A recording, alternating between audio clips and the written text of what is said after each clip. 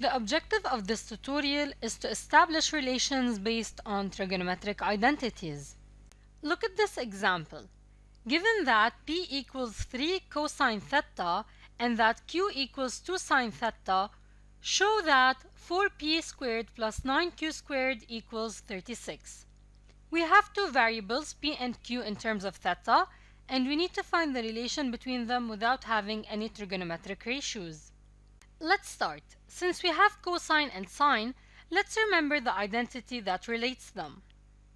Cosine squared theta plus sine squared theta is equal to 1. We need to find the value of the cosine and the sine. First of all, we have the P.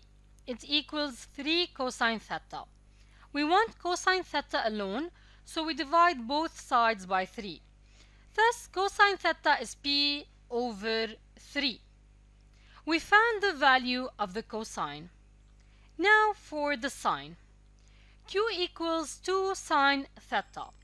We want sine theta alone, so we divide both sides by 2. Thus, sine theta is Q over 2. Okay, now we substitute the two values here. Instead of cosine theta, we put P over 3. So P over 3 raised to the power 2 plus sine theta is Q over 2. So Q over 2 squared equals to 1. We insert the exponent.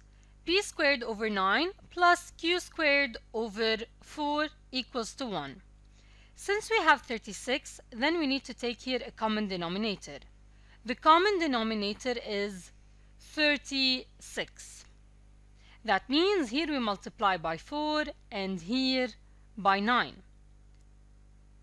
So we have 4P squared plus 9Q squared all equals to 1. We put 1 over 1 and we cross multiply. 4P squared plus 9Q squared equals 36. This is verified. As you can see, we started with the Pythagoras theorem in trigonometry, then we worked with the fractions until we reached the relation. Look at the book. You need to eliminate theta from the equations for P and Q. As you can find sine theta and cosine theta in terms of P and Q, use the identity sine squared theta plus cosine squared theta equals to 1. We continued solving by taking a common denominator and so on. In the same way, you can solve this exercise. In each of the following, eliminate theta to give an equation relating x and y. It is the same concept. As you can see, in A, B, C, you have sine and cosine.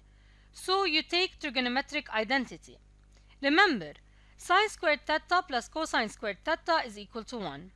Then you find the sine and cosine in terms of y and x, and you substitute in the relation. In part D, you have sine and tan. Thus, you need to make use of the concept that tan theta is sine theta over cosine theta.